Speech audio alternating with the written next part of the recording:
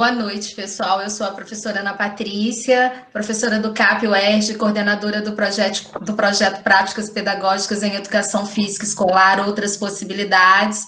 Hoje estamos aqui, eu e a professora Márcia, também professora do projeto, trazendo o tema Diversidade nos Jogos Olímpicos de Tóquio 2020 em pauta raça, e a nossa convidada será a professora Rosineide Freitas, também do CAP UERJ. Eu gostaria de agradecer a presença de todos e todas vocês aqui hoje. E antes de iniciar a roda, eu gostaria de colocar só algumas questões básicas. Nós optamos pela metodologia de roda de conversa porque foi uma evolução do próprio projeto. A gente trabalhava anteriormente com oficinas dentro do próprio CAP, oficinas práticas nas aulas de educação física, porque o projeto a educação física, outras possibilidades. Com o advento da pandemia, a gente começou a fazer rodas, né? Ciclo de debates, e com a evolução do ciclo de debates, o que mais se aproximava da nossa linha teórica era a roda de conversa, chamado por Paulo Freire de círculos de cultura. Nós, nessa roda, escolhemos trabalhar, né, nas rodas referentes à diversidade nos Jogos Olímpicos de Tóquio. Nós optamos por trabalhar o protagonismo feminino. Especificamente, hoje, a gente vai falar, além do protagonismo feminino, a gente vai falar da questão da raça, né? E, para além dos Jogos Olímpicos, eu gostaria de destacar que, segundo o Baobá, as Olimpíadas de Tóquio de 2020, negras, negres, negros de ouro, de prata e de bronze. O Baobá coloca para a gente que das 21 medalhas que o Brasil ganhou nas Olimpíadas, 9 delas foram negras, negros ou negres, né? E que essa representatividade é muito importante. É bom pontuar que a representatividade e o protagonismo, principalmente no que se refere à participação dos brasileiros, das brasileiras, não foi só feminina. A gente teve um protagonismo negro. As nossas medalhas também têm cor e raça. Camila, passa, por favor. Só para a gente cutucar a discussão, eu mandei para a Rose anteriormente algumas matérias que poderiam instigar a nossa discussão, né? E a gente optou por nossas rodas elas serem embasadas em 2 linhas jornalísticas específicas no que tange a raça. A gente optou pelas postagens do Mídia Ninja, porque eles fizeram, no início dos Jogos Olímpicos, uma chamada para que todas as pessoas que tivessem interesse pudessem participar como jornalistas e pudessem publicar os seus pontos de vista. Então, achei isso muito interessante, porque são várias pessoas diferentes, colocando para a gente como estavam enxergando os jogos, e também pelo uma mídia específica deles, que é o esporte Afroesporte, que fizeram algumas postagens muito interessantes e direcionaram bem as postagens referentes aos Jogos Olímpicos. E aí tinha muita coisa para colocar, eu tive de escolher algumas coisas. E aí, para a gente pincelar, a gente teve postagem falando da touca específica para cabelos afros, a gente teve a Daiane falando do racismo que ela sofreu, a gente teve a questão religiosa dentro do futebol, a gente teve a questão da visibilidade, que precisa ser vista, a gente precisa estar presente para ser visto. A gente teve a Simone mostrando para a gente que tão importante ou mais importante do que ganhar a medalha é dizer assim, eu preciso ter saúde. A gente teve um repórter negro mostrando tanto que é difícil trabalhar. E aí a gente teve a Rebeca lindamente conquistando o coração de todo mundo, a Raíssa, a Bia no box. É tanta gente bacana, mas a gente tem prós e contras. E nessa noite aqui, a gente está aqui para discutir isso. Rose, eu gostaria de te passar a palavra. É um prazer ter você aqui com a gente e te dizer de antemão que você me representa. É com você. Obrigada, boa noite a todas, todos e todes. Prazer estar aqui compondo essa iniciativa, esse projeto de extensão e esse diálogo institucional, interinstitucional, né? De dois espaços de formação de futuras colegas e de futuros colegas. E como é importante a gente, a partir da nossa área, mas não centrado na nossa área, a gente abrir um debate importante, central, independente de credo, coloração, identidade política, identidade de gênero, local de moradia, etc. E aí, eu quero começar essa nossa roda de conversa trazendo aqui para essa roda algumas referências. Não quero aqui ser a academicista, mas eu entendo que é o momento da gente ser radical. E o sentido de ser radical é de ir à raiz, percebe? Então tem alguma coisa que está na superfície, que é muito fácil da gente ver, da gente perceber, mas tem coisas que estão que dão sustentabilidade ao que a gente vê aqui na superfície. Isso é que é a raiz. E aí, para isso, eu trouxe aqui para essa roda alguns autores que se debruçaram a olhar para a história da humanidade, olhar para a realidade brasileira de forma muito responsável, com a essência tanto da história da humanidade, a humanidade ocidental, quanto da realidade brasileira. E aí, nesse sentido, pensar o desenvolvimento das relações em sociedade no mundo ocidental e, especialmente na realidade brasileira, a partir da maior tragédia mundializada e humanizada que foi a escravidão negra e indígena. Não tem como a gente olhar para a nossa história, seja ela de séculos atrás ou recente, sem a gente entender o quão foi grandioso isso, como foi mundializado isso e quais são as consequências dessa história. Porque nós vivemos ainda sobre a égide, sobre o grande guarda-chuva das consequências políticas, ideológicas, econômicas, etc., e que a gente experimenta ver já desde sempre na história do esporte moderno. Um dos autores que eu penso que são centrais e basilares é esse autor aqui chamado Aimé Césaire. Aimé Césaire é um preto do continente africano. Ele se debruçou para entender quais foram os elementos que deram sustentação à colonialidade. Entendendo a colonialidade, ou seja, essa estrutura de organização do mundo ocidental, que tem a Europa como centro, e aí alguns países da Europa que dominaram por algum tempo países do continente africano e do continente americano, ele estudou a construção do discurso sobre esse processo político, econômico, mas também cultural e ideológico. E aí eu quero ler aqui uma passagem do Aimé Césaire, que ele vai falar sobre como ele caracteriza a colonialidade, e mais que isso, como ele defende que esse processo que ficou lá atrás ainda tem influência no cotidiano mais próximo nosso, né? Ele fala do século passado, mas eu ouso dizer que é para cá. Aí ele fala assim, olha, a burguesia, como uma classe, está condenada, quer queira ou não, a assumir toda a barbárie da história, todas as torturas da Idade Média, como a Inquisição, a razão de Estado, como o belicismo, o racismo, como o escravagismo, enfim. Tudo contra a qual ela protestou em termos inesquecíveis, quando classe no ataque, encarnado no progresso humano.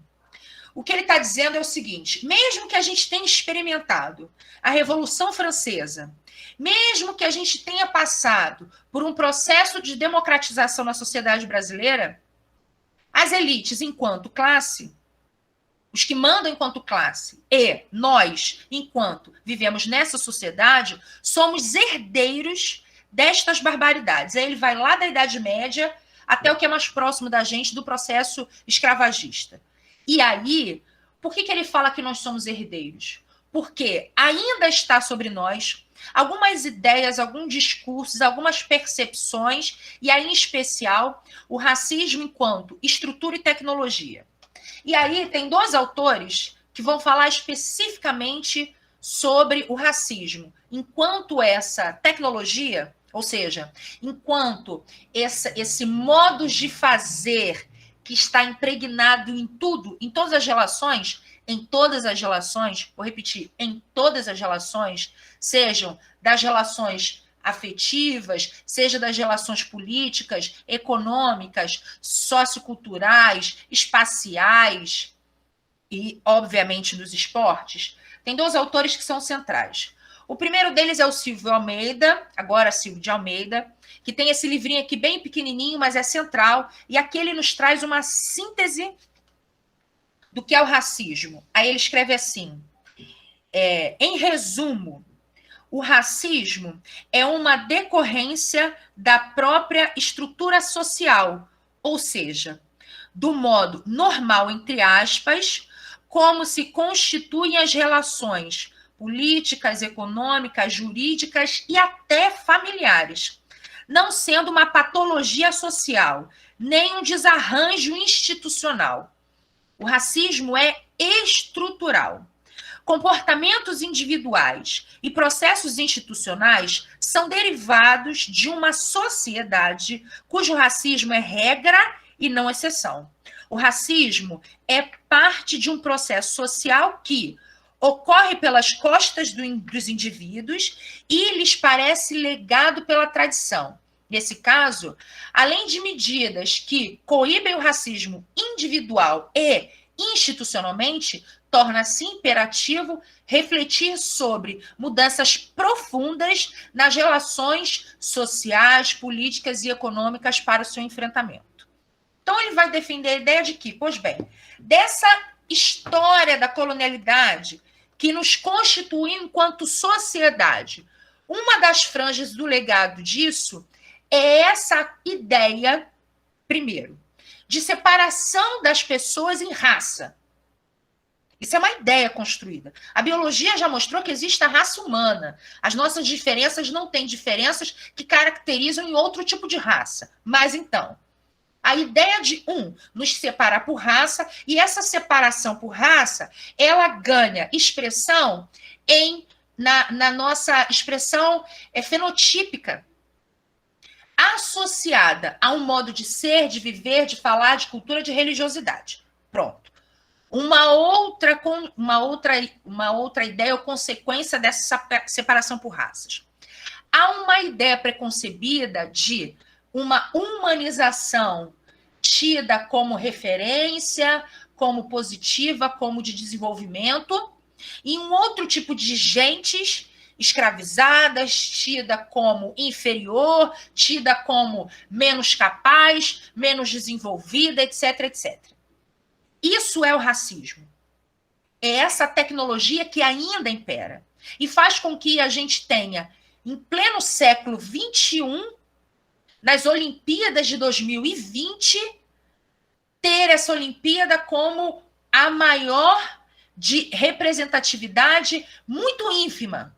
Porque o que a gente está saudando aqui são quantos porcentos das medalhas, dos atletas, das modalidades, etc. Veja, nós falamos de 9 medalhas das 21, sendo que o Brasil é de maioria de pessoas autodeclaradas pretas e pardas, por exemplo. E quando a gente vai olhar os números que vai garantir essa diversidade das Olimpíadas, são 29 atletas de equipe de refugiados, alguns adolescentes, 120 pessoas de identidade assumida da comunidade LGBTQIA+, nós temos 49% de atletas mulheres, mas qual é a porcentagem de atletas e de medalhas pretas, de pessoas negras? Os dados são tão ínfimos que não foram registrados. Veja, isso tudo é consequência dessa história nossa. Tem uma outra autora que eu sou perdidamente apaixonada, que se chama Grada Quilomba. Nesse livro aqui, Memórias da Plantação, ela vai falar sobre como que o racismo se expressa no cotidiano e quais são as consequências disso, especificamente na vida de mulheres negras. E aí eu quero ler para vocês o que ela caracteriza, ela está falando ali no processo de descolonização, ou seja, a gente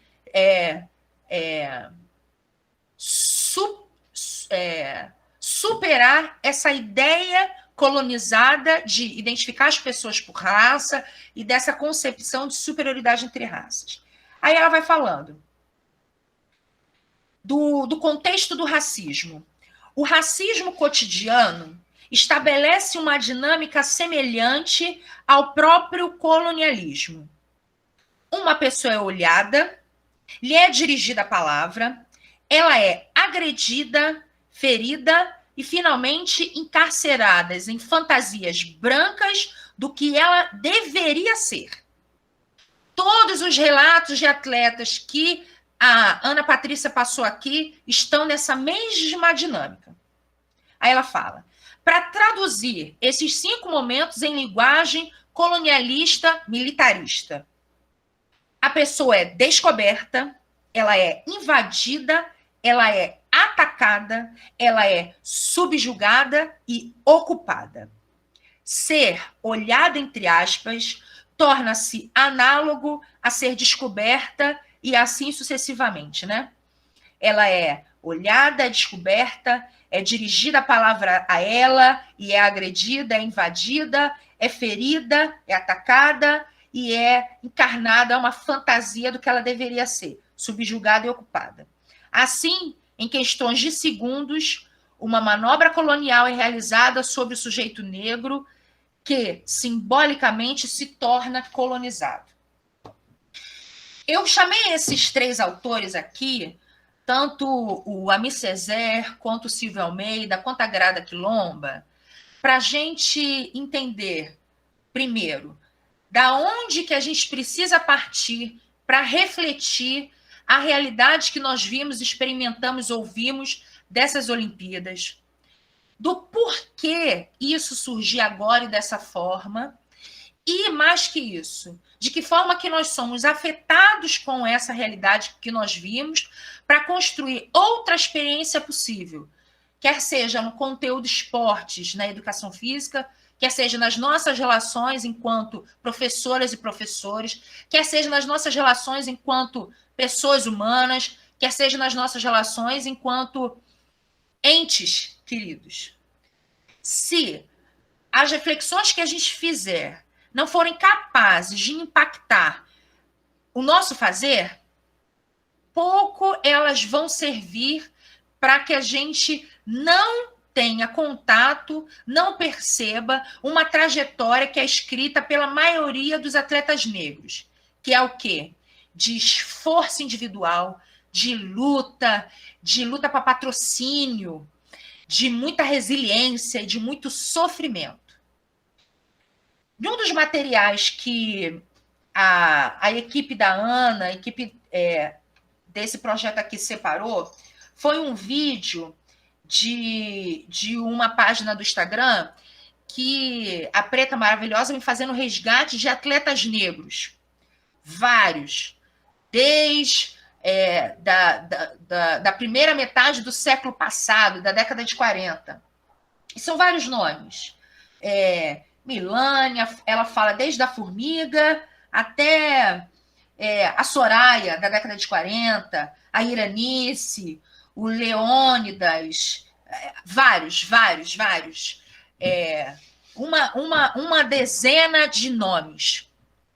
E aí a pergunta que eu faço e que me bate, que me fica, porque eu tenho essa sensibilidade de perceber as consequências dessa nossa trajetória colonial, escravagista, e o racismo enquanto esse que estrutura as nossas relações. O que essas figuras têm em comum? Para além de serem pretas, de serem pessoas afro-brasileiras. Todas, sem exceção de nenhuma, chegaram a alguma representatividade de vitória no esporte à base de muito sofrimento. A palavra é sofrimento. Não houve nenhuma que conseguiu conquistar uma medalha, um reconhecimento, uma vitória, sem que tenha passado por muito sofrimento. E eu quero chamar a atenção para duas figuras, que são duas mulheres pretas. A Soraya, do judô, e a Iranice Rodrigues, do atletismo. Essas duas mulheres, no século passado, ousaram questionar a estrutura. A Soraya questionou a Confederação de Judô e a Iranice questionou a estrutura do esporte de alto rendimento. Ambas foram boicotadas e banidas do esporte. Aí eu pergunto a vocês, por quê? Por que essas duas mulheres, atletas reconhecidas de alto rendimento, ao questionarem o sofrimento que passaram e questionaram esse sofrimento, tendo como base o preconceito racial, o racismo expresso na estrutura do alto rendimento, foram banidas do esporte? Será que o esporte, especialmente algumas modalidades, são reflexo dessa sociedade colonial, escravagista, racista? Será que o que nós percebemos hoje, agora, mês passado, nos Jogos Olímpicos, e também vamos ver a expressão nos Jogos Paralímpicos, de verem pretos e pretas, atletas, ganhando e entoando a voz contra o racismo, isso é um fenômeno qualquer ou isso é consequência de anos e anos e anos de luta? O que isso tem a ver com a nossa formação em educação física? Por que é importante a gente pensar sobre isso?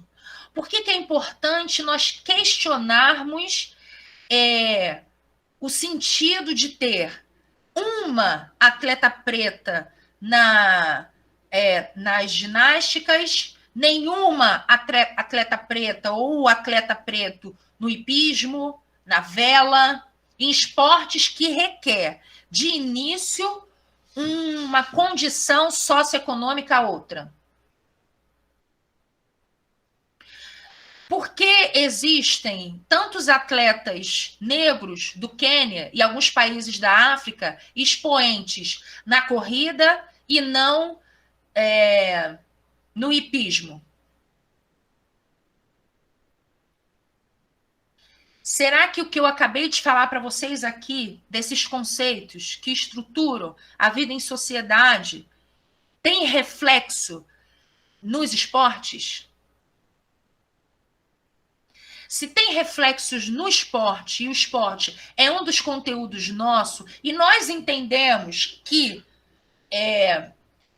não existe separação nossa em função da cor da pele ou ancestralidade, etc., que isso é um erro.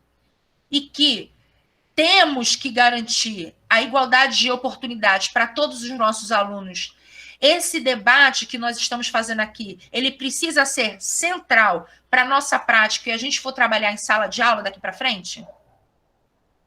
Como fazer isso? A Márcia quer falar, eu estou fazendo um monte de pergunta, ninguém me responde. Eu ia dar alguns pitacos, mas aí eu passo a palavra para a Márcia e depois eu vou continuar dando os pitacos. Márcia. Não, na verdade, você estava falando isso, né? E eu estava aqui pensando, né? Que quantas vezes eu pergunto a meus alunos, né? Quantos professores de universidade negros, pretos, né? E pretas ou pretas eles têm? E aí, imediatamente, me remeti a nós, né? Professores lá do CAP. E nós somos uma equipe da Educação Física de 14, né? E temos somente a Rose, né? Que é doutoranda e ela sempre diz, com muito sofrimento, ela conquistou esse lugar, né?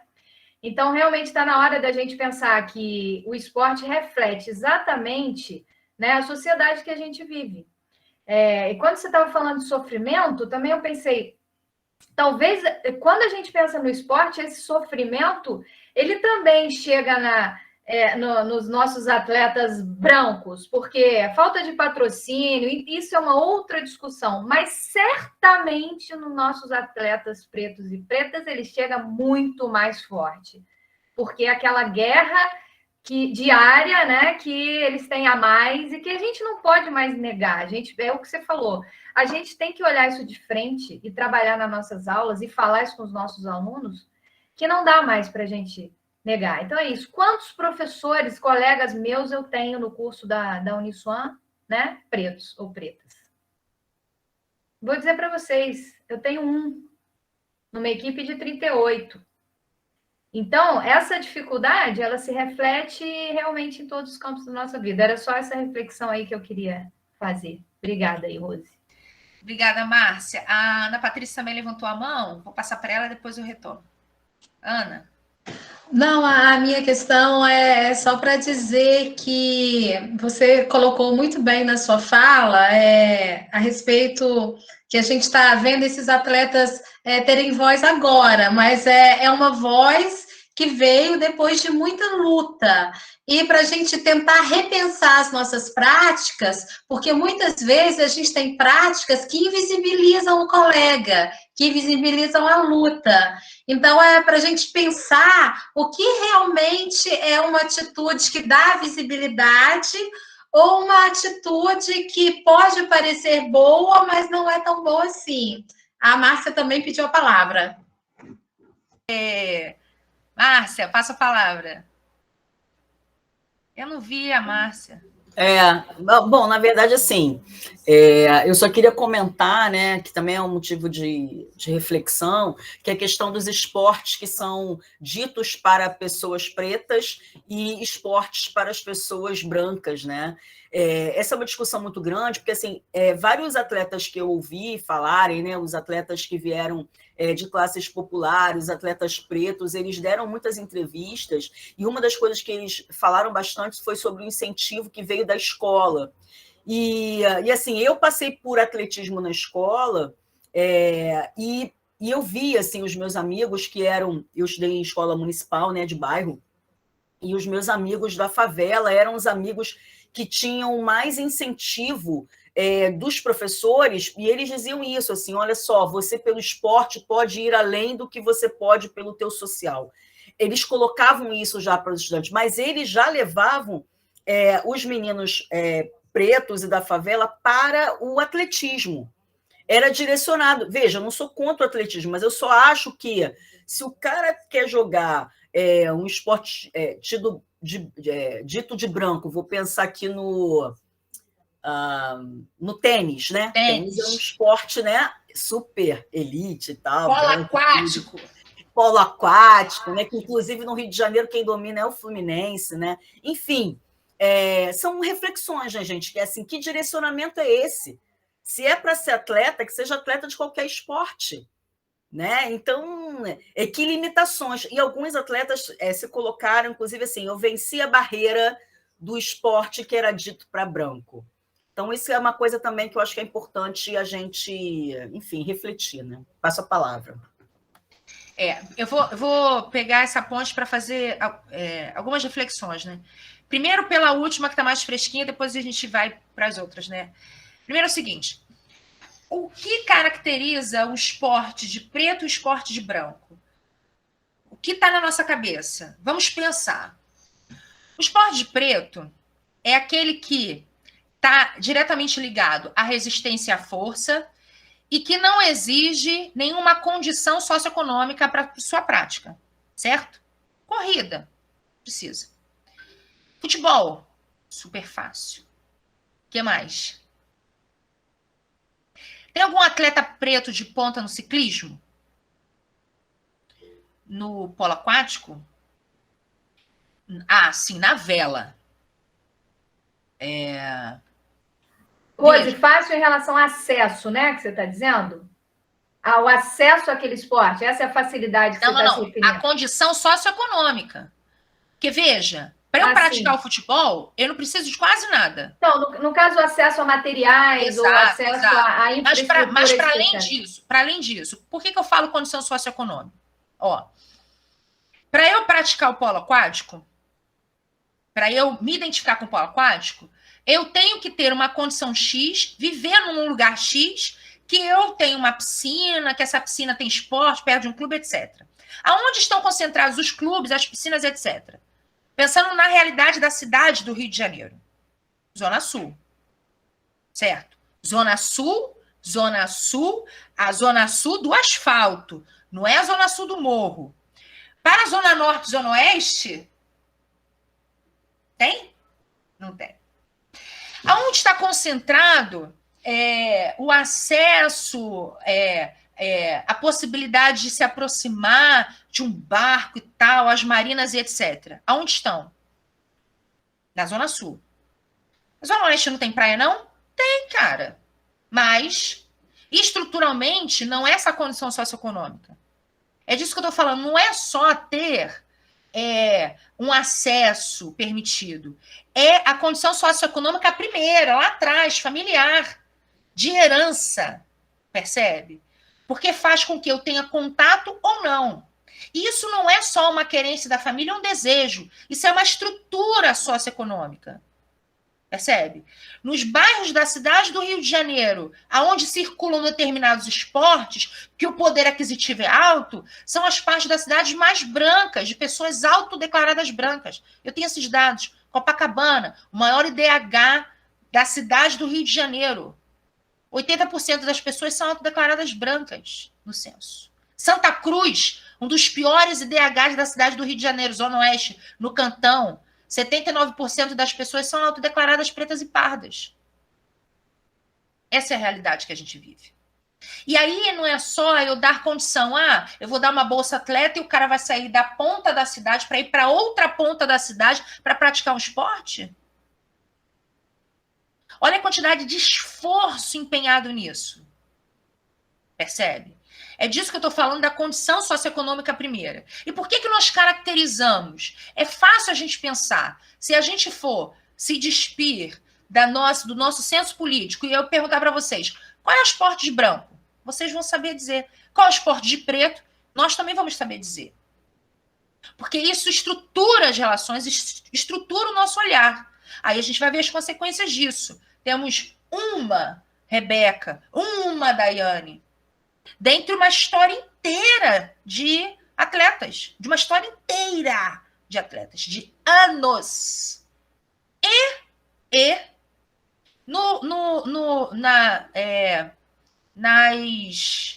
na representação masculina de ginástica, o nosso único atleta preto não foi. E aquele que foi acusado de racista foi. Não foi isso que nós vimos? Na delegação de ginastas do Brasil? Nós vimos isso. Por isso que é importante a gente não desconectar essa reflexão do racismo estrutural, o que significa, etc., com todos os debates, inclusive no esporte. Uma outra coisa que eu queria falar é sobre essa condição do esporte na escola. Isso, para mim, é uma reflexão muito flagrante, que é o seguinte. Quando o professor fala, quero dar oportunidade a esse menino preto, e coloca ele, e faz de um tudo para ele praticar um esporte, está inscrito na mentalidade que ele é preto, logo só vai ter sucesso, entre aspas, ou seja, reconhecimento, vitória e poder aquisitivo pelo esporte. Nada além disso. Isso está inscrito, com consciência ou não, nesse incentivo que é de bom grado, que efetivamente é uma atitude bondosa. Mas, por trás disso, por isso que eu estava falando, né, de olhar, sair da superfície e ir para as profundezas, e está escrito isso. Há um jovem preto que tem algum talento, sucesso nesta sociedade é pelo esporte. E aí nós vamos alçar dezenas de crianças pretas a frustração. Porque esporte de alto rendimento é exceção, não é regra. Então, para um Ronaldinho Gaúcho, vão ter milhares de Ronaldos que ninguém vai conhecer, que vai passar por uma frustração, que vai empenhar esforço e não vai conseguir 1/10 do reconhecimento, do dinheiro e do sucesso que o Ronaldinho Gaúcho experimentou. E assim, para a maioria das modalidades.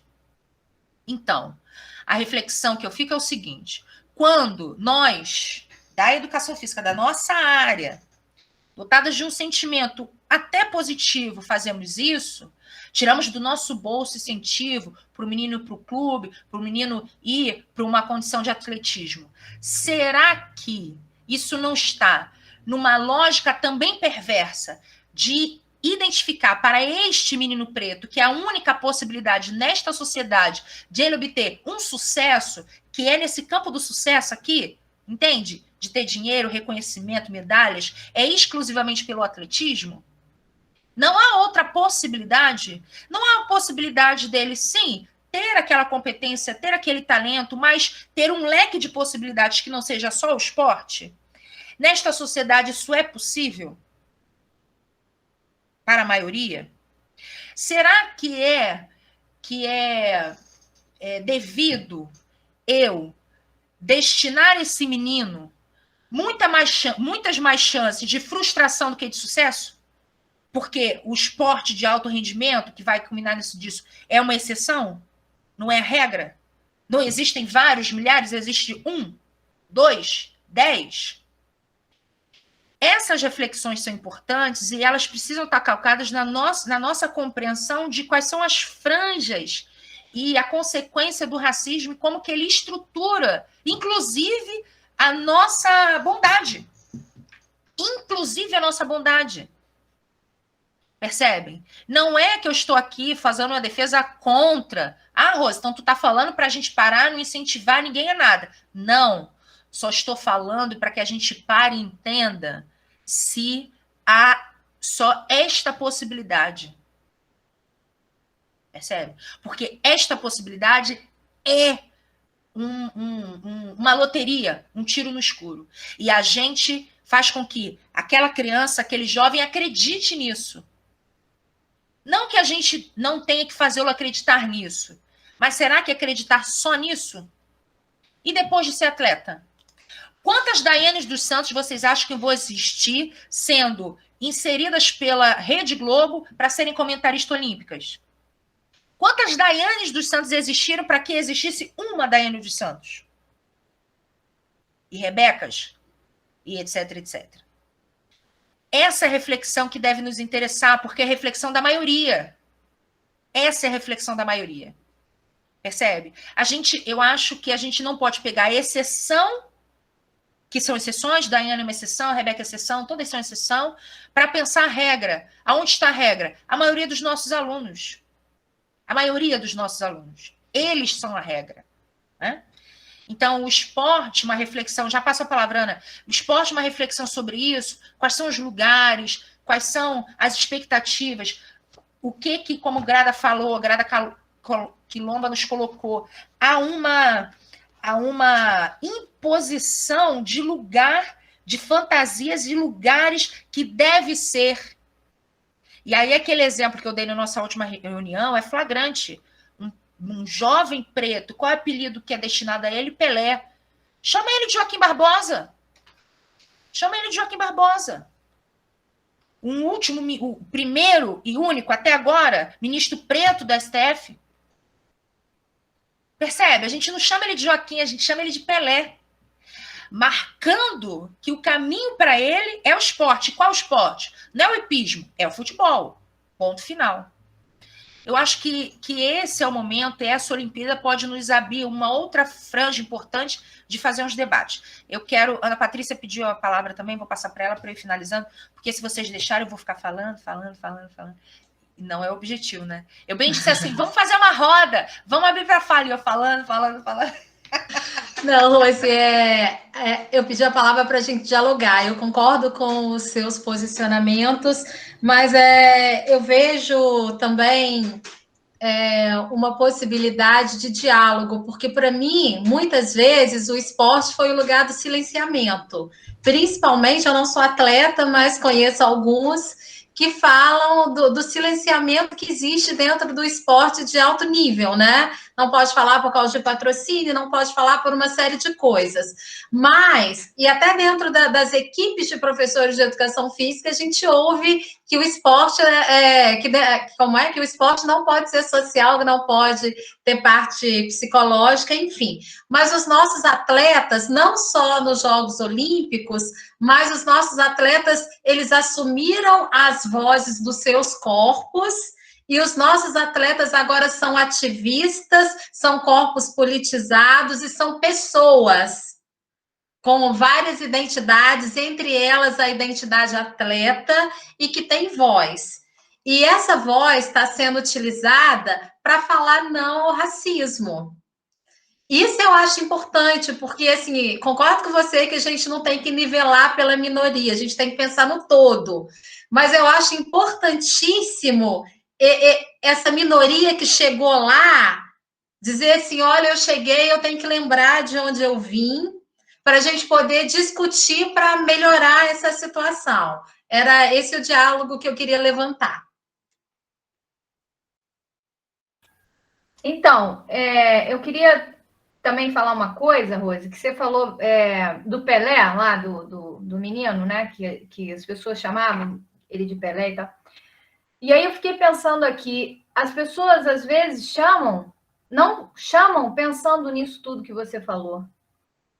Mas a gente precisa fazer as pessoas pensarem sobre isso.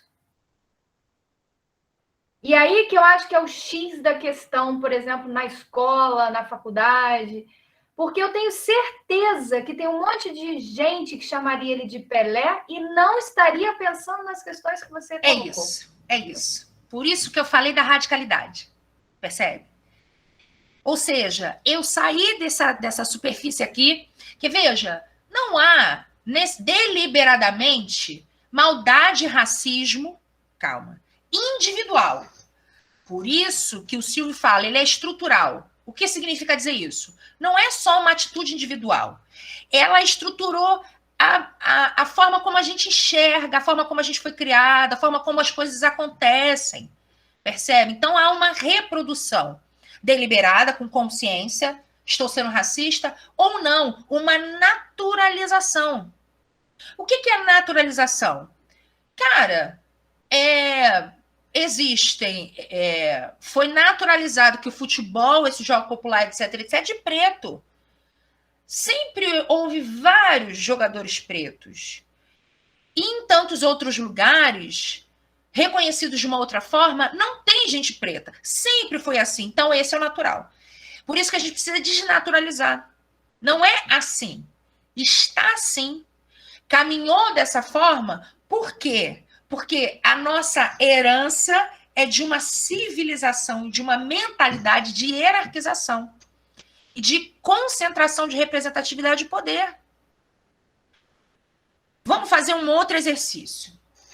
Quando você pensa aquela criança angelical, linda, que te traz paz, beleza, que cor tem essa criança? É uma criança preta? Não responda. Fala no seu íntimo. Eu tenho certeza que não. Você, nesse momento, então, eu vou te execrar como sendo racista? Não. Por quê? Porque esta mentalidade, ela é naturalizada. Então, nós temos que desnaturalizar. Percebe? E aí é complexo e é difícil. Aí a Grada vai nos ajudar. Esta autora aqui e este autor aqui, Frantz Fanon. São dois autores do campo da psicanálise que vão pensar sobre a construção da subjetividade. Não é para eu agora passar a ser politicamente correto. Não estou falando disso. Eu estou falando da gente olhar para a realidade sem as vendas do racismo, desnaturalizando as coisas. Cara, eu fui no lugar... Cara, na limpeza só tinha gente preta. Cara, sorrindo, atendendo, com caía, só tinha gente branca. A gente precisa desnaturalizar isso e ter atitudes que vão enfrentar isso. Então, as pessoas pretas, atitudes de enfrentar isso. a se aquilombar. Quando as pessoas pretas se aquilombam, se protegem entre si.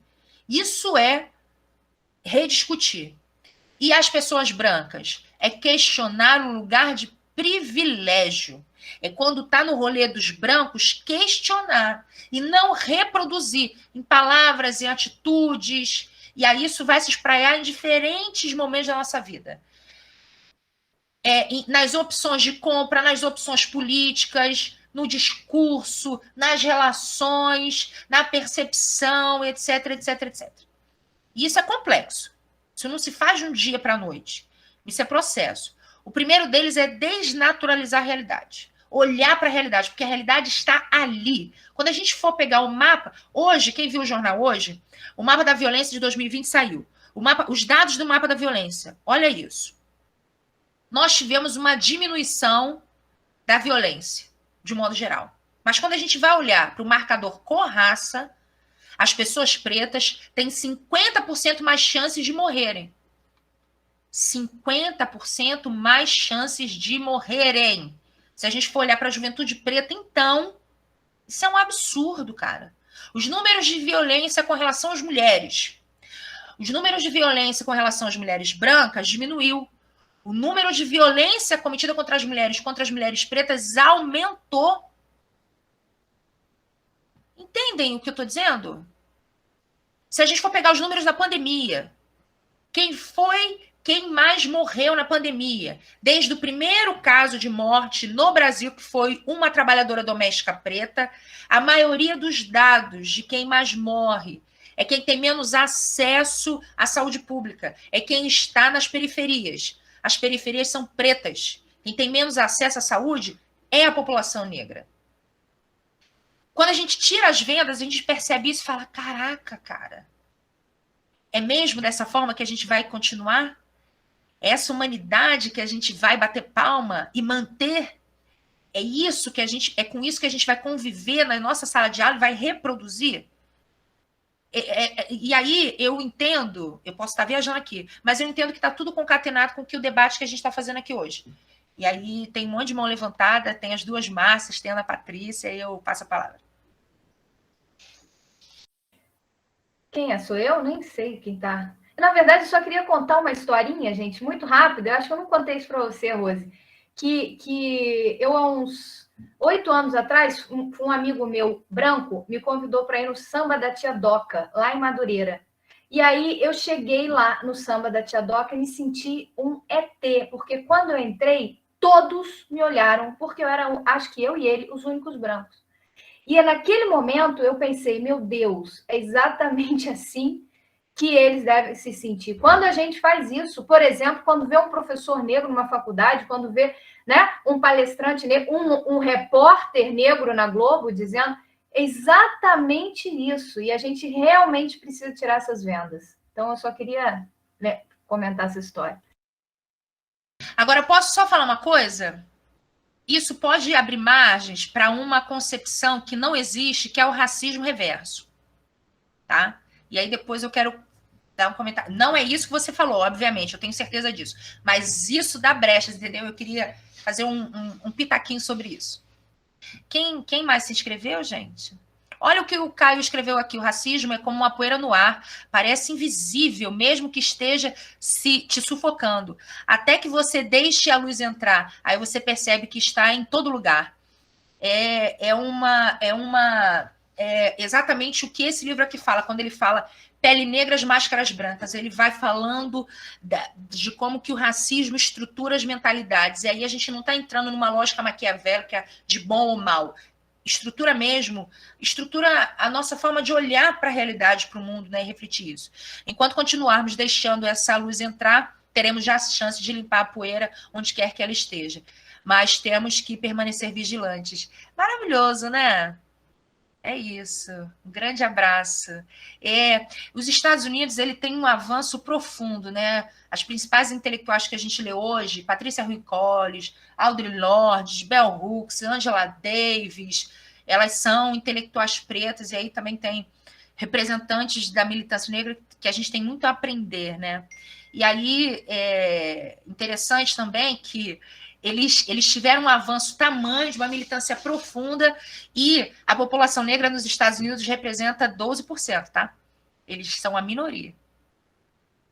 Minoria. Acho que não chega a 15%. Elegeram o primeiro presidente preto norte-americano.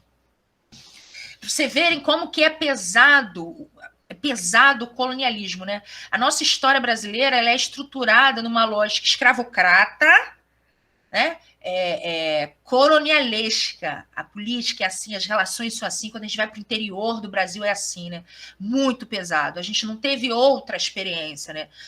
Nos Estados Unidos tiveram outras possibilidades e experiências da colonialidade, né? Que aqui no Brasil não teve. Olha como isso é tão pesado, que hoje nós temos uma maioria de pessoas autodeclaradas negras, mas ainda assim isso não se reflete numa alteração da estrutura social, né?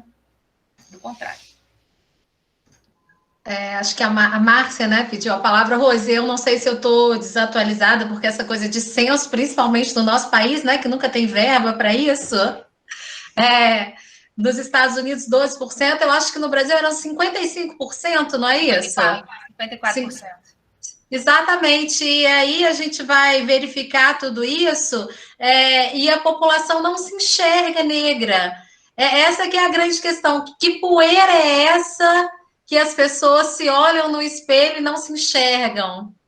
E como nós, nas salas de aula, podemos, no dia a dia, desconstruir isso, sair da superficialidade e deixar de ser invisível, sabe? Porque a sensação que eu tenho é essa, que a gente colabora para essa invisibilidade. Eu tenho alguns exemplos de sala de aula da minha realidade, que é com os pequenos. Passa a palavra para a Márcia, depois eu tomo, é isso? Eu não lembro qual. A Juliana pediu a palavra, foi Juliana mesmo. Acho que Márcia não, foi você. Isso. Juliana, é com você. Boa noite. Essa palavra que você falou sobre essa de se enxergar, né? Negro, eu acho que isso é uma coisa que está começando a acontecer agora, porque sempre temos a representação do homem branco, não é nem da mulher branca, é do homem branco, europeu, o perfeito. Então, tivemos isso ao longo de toda a nossa história, né? É o cara que consegue entrar na universidade, é o cara que consegue ser empresário, que tem empresa. Então, temos essa representatividade branca que agora, né? Agora que eu falo, agora mesmo no início do século XXI que estamos vivendo, né? Que estamos começando a ver os negros, né, entrando nas universidades públicas, tendo tudo bem que e assim as representações negras que nós temos assim superficial é um Zumbi dos Palmares que, né, morreu na causa. Então também temos essa lógico que nossas lutas negras, né, serviu para muitas coisas que temos oportunidades hoje em dia. Mas tem essa coisa assim de morte, né? De morte, de sangue, né? Então, eu acredito que a visibilidade do negro é querer ser esse branco, né? Eu vi isso muito também no meu pai. Ele é falecido e é descendente direto de escravo, né? O pai dele não era escravo, mas o avô era, né? E ele tinha muito essa coisa da representatividade branca, né? E ele foi um dos primeiros negros a entrar na aeronáutica. Então ele tinha muito preconceito enraizado nele, na representatividade do homem branco. Aí eu cheguei lá e essa coisa de querer pisar no outro como o branco pisa no negro, né? Então ele tinha muito essa coisa de pisar no outro, né? Humilhar o outro, sentir como se fosse o prazer de que, assim, eu sofri isso e agora é a reprodução mesmo, a reprodução do preconceito, a reprodução do que vivemos, né? E eu hoje, graças a Deus, eu estou tentando desconstruir muita coisa, mas também eu estou muito construída, né? De muita representatividade branca, de muitas palavras preconceituosas que a gente mesmo fala e reproduz, entendeu? Ficou naturalizado, ficou enraizado, né, na nossa sociedade. E é muito difícil desconstruir isso, é uma escadinha assim, bem devagar mesmo. Mas aos poucos vamos tentando compreender, lendo autores e melhorando aí a nossa compreensão aí sobre a representatividade, a luta, né, negra pelo espaço, né? Porque o certo, né, segundo a nossa legislação da Constituição Federal, diz que somos iguais, raça, sexo, cor, religião e educação e tudo mais, a gente sabe que na prática não é nada disso. O IBGE nos mostra, né, que quanto maior o grau de escolaridade, menos recursos públicos, né? Então, o IBGE está aí mostra educação infantil, vamos colocar um número baixo mesmo, 3.000. Ensino fundamental, 2.000, ensino médio, já cai para 1.000, ensino superior, aí já vai reduzindo mais ainda. Tanto é que deveríamos ter educação do setor público, saúde e tudo mais, e isso não é dado para todo mundo. Não é dado para todo mundo, então tem que fazer o quê? Tem que fazer uma concorrência, um vestibular, olha que absurdo, para ver quem entra os melhores. E para tentar reduzir, assim, eu diria que é passar. Sim, assim, eu sei que muitas pessoas passam, já que estamos falando, eu poderia falar também da saúde, mas como estamos falando especificamente da educação também, eu sei que muita gente entra pela cota, né? Foi um grande avanço. Eu não estou retirando nenhuma, desqualificando nada em relação às cotas dos negros, às cotas dos índios. Eu não estou desqualificando isso. Mas você pode ver cota para negro, 3, no concurso público, no vestibular, enfim, 3, 2. Quantos negros existem no Brasil para ampla concorrência de, sei lá, 50 vagas? Você está me entendendo? Eu sei que muita gente entra graças às cotas, mas eu acho também um tapa-buraco da má educação. Calma, Assim, Juliana, aí eu tenho que parar a sua fala, calma. Eu tenho que parar a sua fala, porque os dados não dizem isso. Públicos. Não. Os dados não dizem isso, e aí é preciso olhar para os dados. Não dá para a gente fazer um debate sobre isso no senso comum. A gente precisa olhar para os dados. Os dados não dizem isso, tá? Por isso que eu pedi licença e perdão por ter parado a sua fala, mas os dados não dizem isso. Tá bom? Não, eu sei que entrou bastante gente, houve avanços. Não vou negar que houve avanços. Concorda comigo? Houve avanços, muitos avanços. Mas eu acho que deveria, na verdade, aumentar mesmo o número de vagas, ter mais recursos públicos.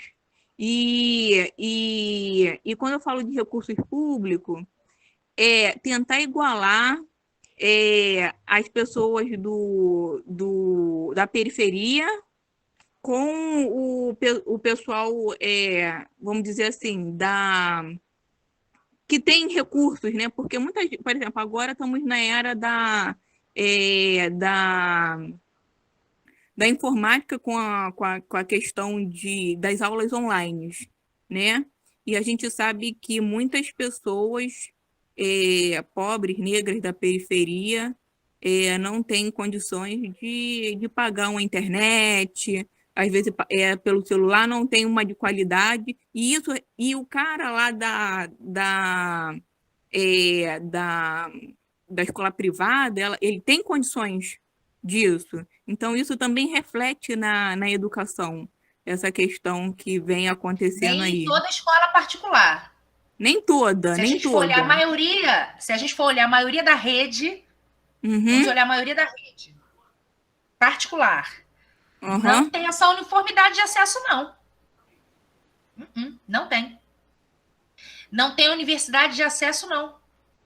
Entendi. Sabia disso? Não tem. Quando a gente for olhar para a educação básica, a rede particular da educação básica, a maioria dela está composta por escolas particulares de classe média baixa. Ou seja, a família faz um esforço tremendo para pagar o ensino. Nesta pandemia, atacou radicalmente quem? Classe média baixa. Então, significa que muitos estudantes de escola particular, mesmo estes, que estão, entre aspas, na escola de qualidade, que estão, entre aspas, em melhores condições, ficaram também prejudicados. Entendi. Entende? Então, veja, há um conjunto de ideias preconcebidas que a gente vai alimentando, entende? É claro que tem dado da realidade. Óbvio que tem dados da realidade, né? Quando a gente for olhar a qualidade de ensino, quando a gente for olhar o acesso, etc. Mas você trouxe muitas coisas importantes da gente refletir, mas eu acho que são coisas que estão em lugares diferentes. Mas eu já te cortei demais.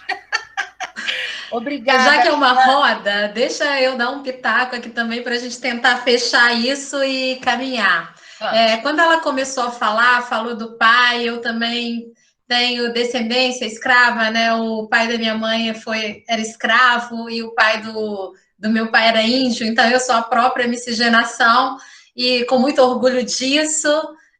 Sou brasileira assim, ao máximo, em todas as miscigenações possíveis. E acho que é Fabielle que se fala, que ela colocou no chat. Eu levantei a mão para citar Paulo Freire, como ela citou. Eu gostaria de ler o que ela colocou aqui, porque nos representa e tem tudo a ver com o que a Juliana trouxe para a gente discutir, porque ela diz o seguinte: quando a educação não é libertadora, o sonho de todo oprimido é se tornar opressor. Fazendo aproximações com Paulo Freire e aproveitando o centenário, né? Porque a gente está no centenário de Paulo Freire, ela trouxe isso, que a gente tem que ficar vigilante para o oprimido não ter uma oportunidade de virar opressor. E o Roberto Lehr traz uma coisa muito interessante, falando dessa questão da gente fazer um esforço danado para dar uma educação melhor para os nossos filhos, porque a educação deixou de ser só um dever do Estado para ser um bem de consumo. E um bem de consumo que faz diferença de classe. Então, são coisas que a gente tem que estar vigilante para não oprimir o outro e para verificar se o melhor que eu estou fazendo para o meu filho é o melhor realmente para a formação, o que eu defendo que é público, o que é bem de consumo, e tirar a poeira, né, como já foi colocado, desse nosso olhar para a gente entender de verdade, não na superfície, mas como essas relações estão sendo construídas. Passo para você, Rose. Primeiro eu tenho que me retratar aqui e pedir perdão à Juliana, que eu cortei ela 2 vezes, gente, perdão, olha, eu peguei o Paulo Freire que eu estudei, joguei quase que no lixo quando eu fiz isso. Perdão, Juliana, mas porque... Então, tudo bem. Sabe quando você fica assim animada pelo debate, você quer... Ai, meu Deus! Foi isso. As suas colocações foram ótimas. Obrigada, Juliana. Recíproco, tá? Muito recíproco de verdade. A gente falou de Paulo Freire e eu quero falar de uma autora que é, assim... A minha menina dos olhos também tem muitas, né? Que é a Bell Hooks. Nesse livro aqui, Ensinar a Transgredir, a Educação como Prática de Liberdade. Sim, é influenciada, permeada pela obra de Paulo Freire, que inclusive Bell Hooks teve contatos e diálogos com Paulo Freire. E ela vai colocando aqui a experiência dela, tanto em escolas segregadas, Nos Estados Unidos houve isso, né? Escolas que eram frequentadas só por pessoas pretas, escolas frequentadas só por pessoas brancas. A experiência dela numa escola segregada, que foi, até a pós-graduação dela, a principal e melhor experiência de escola que ela teve, até a experiência dela como professora, seja na graduação ou na pós-graduação. E ela vai refletindo a condição disso e para que serve isso e as experiências todas. Se puderem, a maioria desses livros que eu mostrei, gente, tem como baixar na internet e eu fico devendo para vocês a bibliografia do que eu citei aqui. Só queria fazer uma observação sobre a política de cotas, citando uma fala do Silvio Almeida. Então, veja, Silvio Almeida é um autor que a gente não tem dúvidas, que faz um debate profundo sobre o racismo, etc. E nós não temos dúvidas que ele é um defensor das cotas raciais, certo? Numa palestra que ele estava... Aqui no Rio de Janeiro acompanhei, uns 2 anos ou mais, perguntaram assim, Silvio, você é a favor ou contra as cotas raciais? Ele respondeu sabiamente assim, depende. Aí todo mundo, oi? Depende? Como é que é isso? Ele falou, depende. Se a política de cotas raciais está sendo efetiva para produzir uma radical democracia racial, ou seja, garantir o acesso de pessoas pretas que historicamente foram excluídas do acesso ao ensino superior, eu sou a favor. A partir do momento que elas não conseguirem garantir mais isso, eu sou contra. A partir dos dados, e aí eu não vou nem longe, os dados daqui da UERJ. A UERJ, em 2018, 2019, a política de cotas, a última lei, completou 10 anos, e a cada 10 anos ela precisa ser revista, né? Para ver a sua efetividade e a sua continuidade ou não. Ela foi revista internamente pelo Tribunal de Contas do Estado. E foi comprovada a efetivação dessa política para que ela serve. Ou seja, garantir o acesso com qualidade e permanência de grupos sociais marginalizados na sociedade. E aí, nós temos uma nova edição da política de cotas, e aí a política de cotas no plural, que não são só raciais, e que estão diretamente ligadas ao marcador socioeconômico, mantida por mais de 10 anos no estado do Rio de Janeiro. E aí, esse debate é importante, porque não cabe nesse debate a gente olhar para uma condição meritocrática. Não, tem que ver o esforço pessoal para você conquistar. Não tem que ter esforço pessoal para conquistar. É uma política pública, tem que ser garantida para aqueles e aquelas que assim quiserem. Isso é uma coisa. Outra coisa é o debate profundo que quem defende a política de cotas faz sobre a educação básica pública. Uma coisa não substitui a outra e a política de cotas não é um paliativo ao debate profundo sobre a educação básica. Não foi encarado dessa forma. A raiz da política de cotas raciais no Brasil não é isso. A raiz da política de cotas e das ações afirmativas no Brasil data de 2001, na primeira conferência mundial realizada em Durban, na África do Sul, organizada pela ONU, pela Organização das Nações Unidas, para fazer uma reflexão no mundo sobre as questões de raça, discriminação racial, xenofobia e condições correlatas, em que o Brasil, que era ainda governado pelo Fernando Henrique Cardoso, participou com uma confederação e é signatário da carta. Uma das cartas é reconhecer que o Brasil tem uma dívida... O Brasil tem uma dívida histórica à população afro-brasileira e indígena. E que, para isso, precisa desenvolver políticas públicas para diminuir essa dívida histórica. Uma delas são as ações afirmativas. Uma delas, por exemplo, são as 2 leis que ainda estão em vigor. A Lei 10.639, de 2003, que institui a obrigatoriedade do ensino da história da África, da história da África, história e contribuição da população afro-brasileira para a Constituição do Brasil, e a 11.645, que é de 2008, que abrange também a obrigatoriedade do ensino dos povos originários, povos indígenas. E aí eu quero entrar nessa seara só para falar mais uma coisinha que Juliana tocou num ponto muito importante, e que tem um autor que fala sobre isso brilhantemente, que é o Kabengele Munanga, que eu tive a oportunidade de conduzir uma mesa com ele muito recentemente, ele já é brasileiro, tá? Mesmo não sendo brasileiro de nascença, já é professor emérito da UFRJ, e esse livro aqui, Rediscutindo a Mestiçagem, e tem uma passagem que eu queria ler para vocês que é fundamental, que ele faz um debate sobre isso. O Brasil teve como projeto de sociedade um embranquecimento. E aí ele fala assim, a ideia que defendo e assumo ideologicamente é a de que o ideal do branqueamento, que muitos negros e mestiços, dito, muitos e não todos, acreditavam ser salvador, teria impedido muitos mestiços de se unirem a negros para construir uma identidade política mobilizadora na luta contra as práticas de discriminação racial, das quais também são vítimas. Veja, e o que está por trás dessa política de branqueamento? É um apagamento da história africana e afro-brasileira. E aí isso se reflete no currículo. Não à toa teve que ter uma lei, uma imposição legal, que até hoje não é colocada em prática, obrigando a gente a conhecer a história do continente africano. Nós temos, a gente se debruça horrores para conhecer a história do continente europeu e não sabe nada do continente africano. A gente se debruça, a gente conhece as revoluções francesas e norte-americanas e não conhece a revolta dos malês. A gente não conhece os quilombos que existiram, muitos, milhares, que não foi só Palmares. A gente só conhece Zumbi, a gente não conhece Dandara. Percebe? A gente não conhece os 305 povos originários indígenas que existem até hoje no Brasil, as nações. A gente não conhece o tronco de linguagem. A gente só sabe Tupi-Guarani.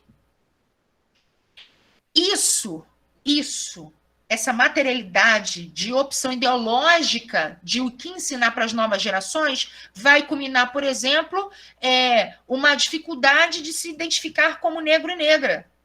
Porque o que é belo, o que é bonito, o que está no poder, etc, é branco.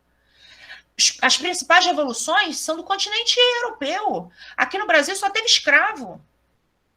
Eu não quero descender de escravo. Aquele que foi animalizado, que não luta, que, só corrente, que é feio, que é estranho, que tem uma estética estranha. Eu não quero me parecer com isso.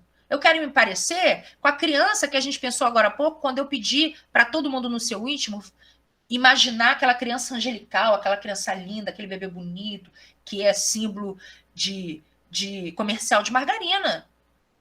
Mesmo que hoje tenhamos comercial de margarina com Lázaro e com a Thaís.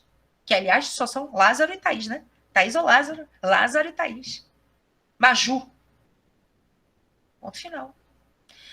Vejam, então, são essas todas as reflexões que eu queria contribuir. Vou deixar as referências, tá, Ana Patrícia? Me cobra. E tem mais um livro só, que falam de uma dessas revoluções, que é do mesmo autor, Frantz Fanon, que ele participou da guerrilha de Argélia, e aqui é um tratado revolucionário de como operar a revolução para a independência de um país preto, né? Eu acho, não sei quanto tempo, mas eu acho que eu já extrapolei o tempo, que era que agradecer, pedir desculpas pelas confusões de ir, voltar, mas eu decidi dividir com vocês essas minhas reflexões, porque eu acho que era a forma de eu contribuir efetivamente com o debate, que eu sei que muitos aqui têm muita frente com relação ao esporte e a participação de pretos e pretas no esporte. Obrigada. Ana, bom, gente, antes de você terminar, eu queria só dizer que quando a gente assiste um bom filme, eu pelo menos, um bom filme é uma boa peça de teatro, eu sempre digo assim, bons filmes e boas peças de teatro são aqueles que a gente depois não para de pensar. E aí eu quero dizer isso a Rose, que eu não vou parar de pensar sobre todas essas reflexões. Então, eu queria te dar parabéns, minha amiga. Orgulho de você ser minha colega de trabalho. E é isso. Eu não vou parar de pensar sobre essas coisas. Muito obrigada. Que bom, estamos juntas. É exatamente isso. Eu ia perguntar se mais alguém tem mais alguma questão para perguntar, se tem alguma dúvida.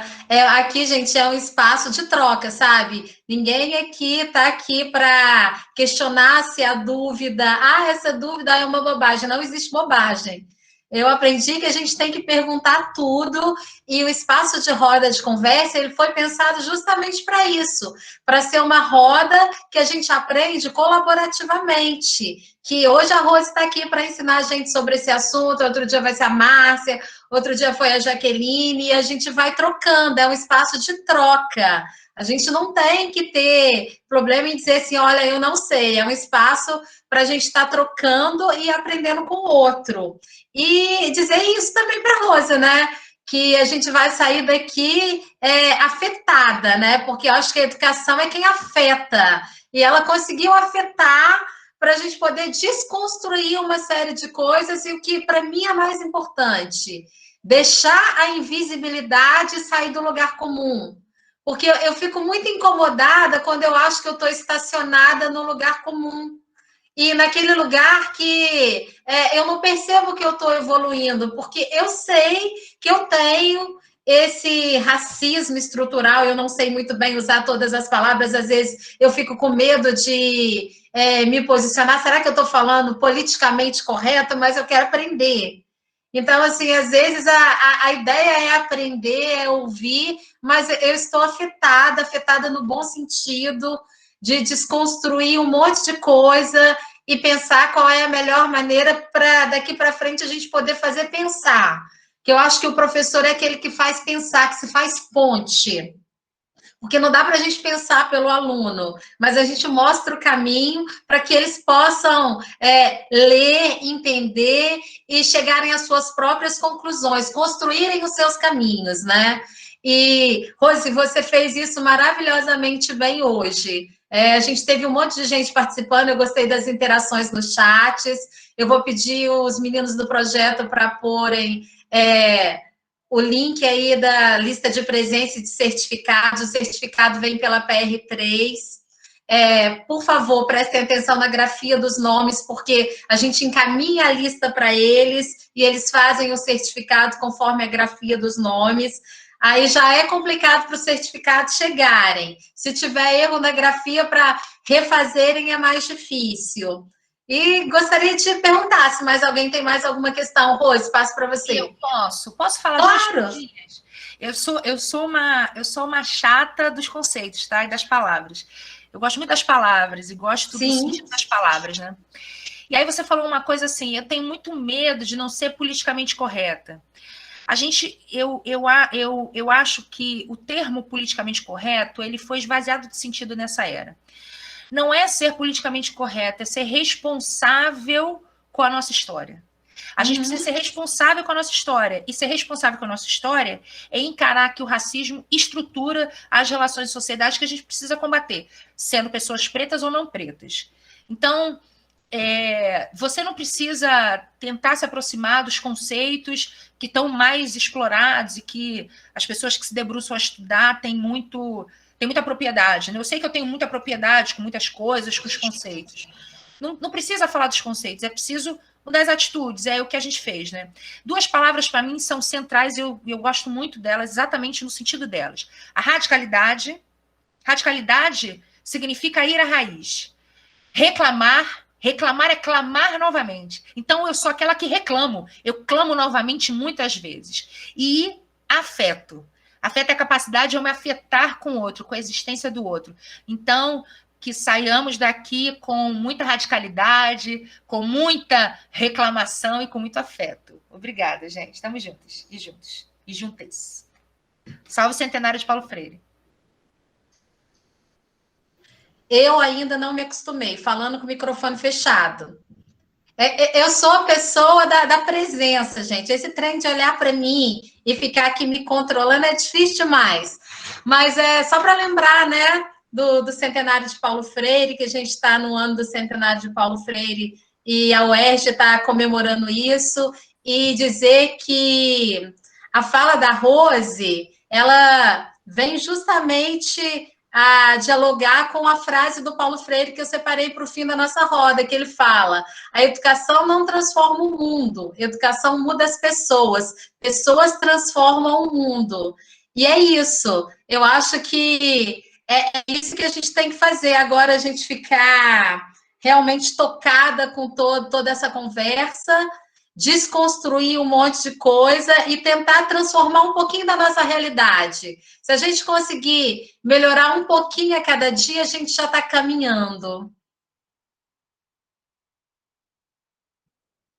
Mais alguém para falar mais alguma coisa?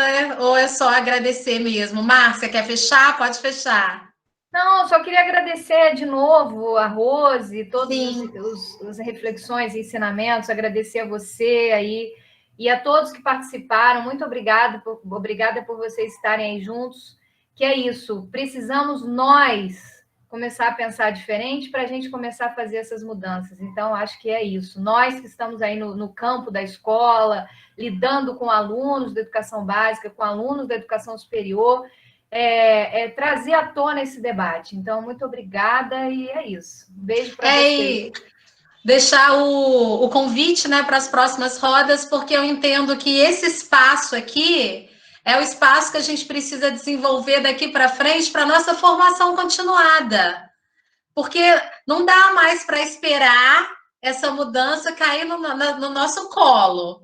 E, assim, sozinho é muito mais difícil. Eu acho que todos juntos, juntas e juntos, né, tem que aprender que a gente vai conseguir caminhar. Gente, muito obrigada. Foi um prazer ter todo mundo aqui. Rose, gratidão. Beijo. Tchau, gente. Obrigada, Márcia. Obrigada a todo mundo. Beijo, estamos juntos.